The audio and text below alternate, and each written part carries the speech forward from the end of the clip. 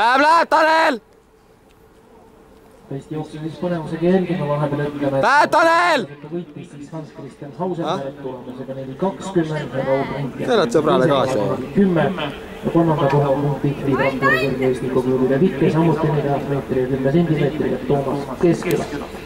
Ja selles nelikustes siis kõigepealt võistkonna jäi, võttis 4. koha Saluri, kauguseta Läheb, Tanel!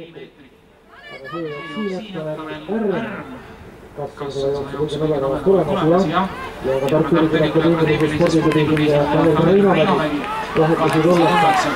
Läheb, Tanel! Läheb, Tanel! Jõuad, läheb, Tanel! Läheb lõpuni!